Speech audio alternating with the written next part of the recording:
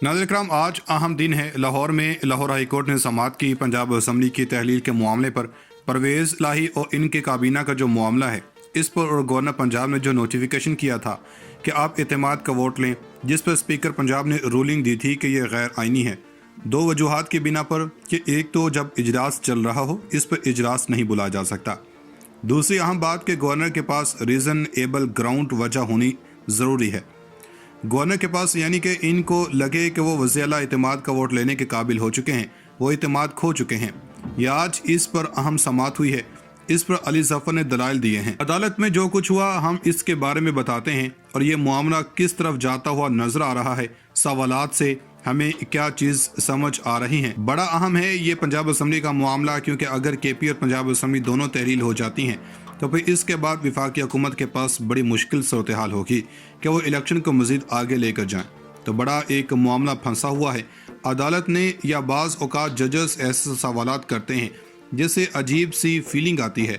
आज भी ऐसे सवालात किए। आबिद शेर साहब सीनियर जज हैं, कानून और आइन के मुताबिक चलते हैं। इन्होंने कहा कि क्या अभी तक मामला तय नहीं हुआ। इनकी इस बात से ये पता चलता है कि किस तरह इन जज साहिबान को इस सारे मामले का पता ना हो। पूरी दुनिया को और पूरी कौम को पता है कि पंजाब असम्बली का मामला उलझा हुआ है। PML, काफ और PTI का मौक़िफ़ यह है कि एतमाद का वोट लेने का नोटिफिकेशन गैर आइनी है, इसलिए कि कोई ऐसी ग्राउंड नहीं थी कि जिस पर नज़र आए कि परवेज़ लाही ने एतमाद का वोट खो दिया है।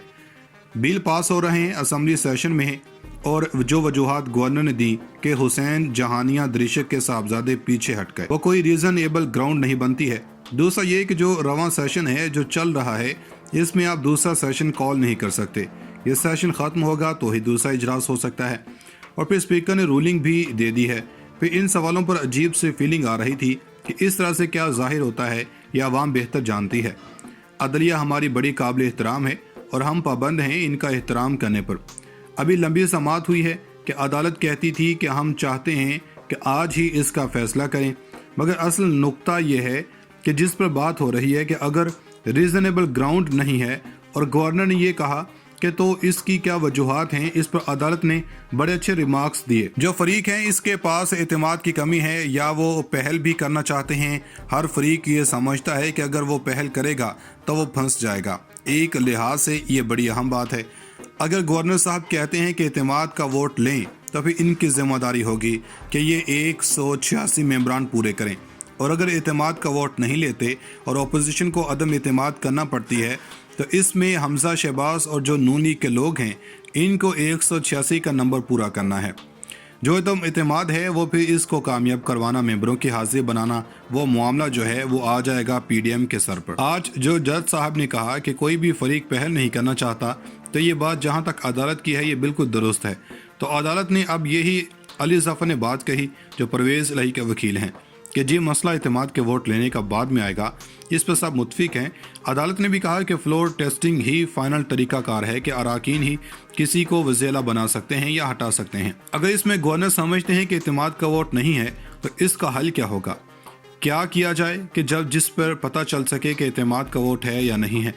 लेकिन इसके साथ अदालत ने कहा कि रीज़नेबल टाइम भी हो। अदालत ने कहा कि यह भी नहीं हो सकता कि गवर्नर को पता चले कि 10-15 लोग उम्रा करने गए हैं तो उसी वक्त वो एतमाद का वोट लें।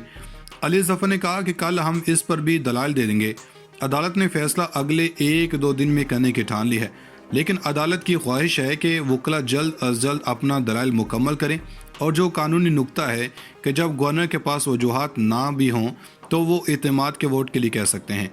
रीज़नेबल वजह ज़रूरी है। कोई बगावत हुई या 2-4 बंदे इधर उधर हुए हों, ये अदालत ने सरकारी वकील से पूछा कि क्या ये ज़रूरी है कि जब गवर्नर एतमाद का वोट लेने के लिए कहे तो जिन बुनियादों पर वो कह रहा है कि वो रीज़न भी इस नोटिफिकेशन में दे।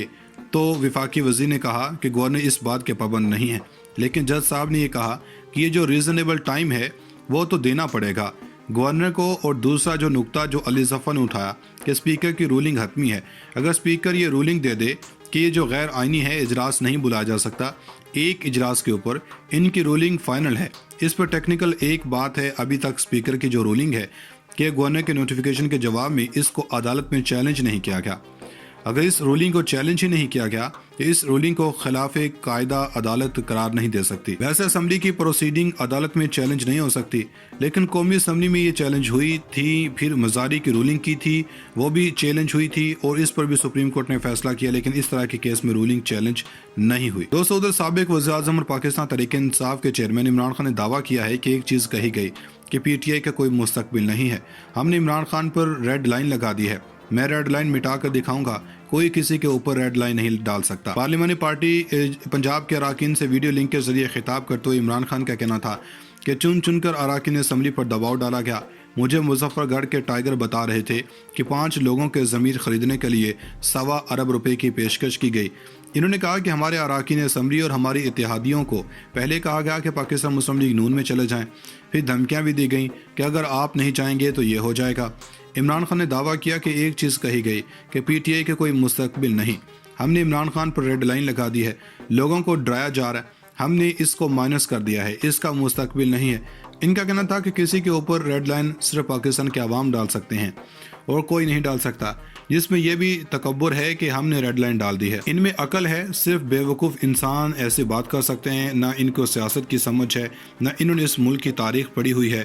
جس نے تھوڑی بھی تاریخ پڑھی ہو تو وہ کبھی بھی احمقانہ بات نہیں کر سکتا ہے۔ ویسے اسمبلی کی پروسیڈنگ عدالت میں چیلنج نہیں ہو سکتی، لیکن قومی اسمبلی میں یہ چیلنج ہوئی تھی، پھر مزاری کی رولنگ کی تھی، وہ بھی چیلنج ہوئی تھی اور اس پر بھی سپریم کورٹ نے فیصلہ کیا، لیکن اس طرح کے کیس میں رولنگ چیلنج نہیں ہوئی۔ دوستو، ادھر سابق وزیر اعظم اور پاکستان تحریک انصاف کے چیئرمین عمران خان نے دعویٰ کیا ہے کہ ایک چیز کہی گئی کہ پی ٹی آئی کا کوئی مستقبل نہیں ہے، ہم نے عمران خان پر ریڈ لائن لگا دی ہے، میں ریڈ لائن مٹا کر دکھاؤں گا، کوئی کسی کے اوپر ریڈ لائن نہیں ڈال سکتا۔ پارلیمانی پارٹی پنجاب کے اراکین سے ویڈیو لنک کے ذریعے خطاب کرتے ہوئے عمران خان کا کہنا تھا کہ چن کر اراکین اسمبلی پر دباؤ ڈالا گیا، مجھے مظفر گڑھ کے ٹائیگر بتا رہے تھے کہ 5 لوگوں کے ضمیر خریدنے کے لیے 1.25 ارب روپے کی پیشکش کی گئی۔ انہوں نے کہا کہ ہمارے اراکین اسمبلی اور ہماری اتحادیوں کو پہلے کہا گیا کہ پاکستان مسلم لیگ نون میں چلے جائیں، پھر دھمکیاں بھی دی گئیں کہ اگر آپ نہیں چاہیں گے تو یہ ہو جائے گا۔ عمران خان نے دعویٰ کیا کہ ایک چیز کہی گئی کہ پی ٹی آئی کے کوئی مستقبل نہیں، ہم نے عمران خان پر ریڈ لائن لگا دی ہے، لوگوں کو ڈرایا جا رہا ہے، ہم نے اس کو مائنس کر دیا ہے، اس کا مستقبل نہیں ہے۔